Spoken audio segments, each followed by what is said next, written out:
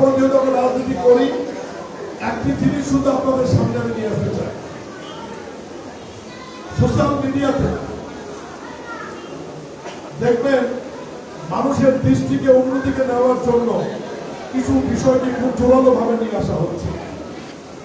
আমরা অনেকেই ভুলে গেছি যে জুন মাস 23শে জুন স্বৈরাচার ফ্যাসিস্ট আওয়ামী লীগের প্রতিষ্ঠা বার্ষিকী।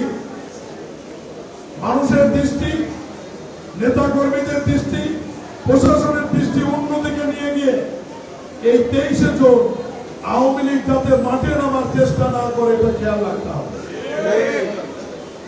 আমরা দীর্ঘ 19 বছর আন্দোলন করে যে স্বৈরাচারকে সরিয়েছি, আজকে বিএনপি, জামাত, জুলাই যোদ্ধা সহ এনসিপি সহ যে সমস্ত রাজনৈতিক দল আমরা আন্দোলন, লড়াই, সংগ্রাম করে আজকে এই পর্যন্ত নিয়ে এসেছি।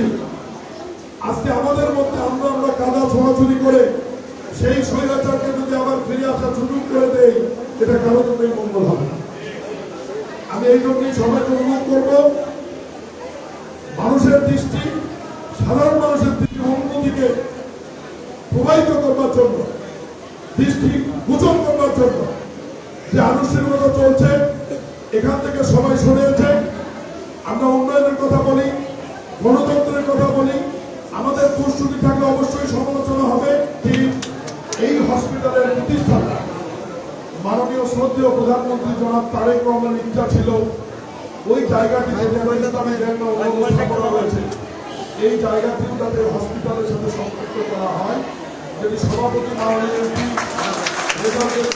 বক্তৃতায় বলেছে, আমরা চেষ্টা করব পাশের জায়গাটি যদি সরকারি হয় আমরা সরকারিভাবে হসপিটালের সাথে দিব, আর যদি ব্যক্তি মালিকানা যদি হয় প্রয়োজনে অধিগ্রহণ করে হলেও এই শিশু হাসপাতাল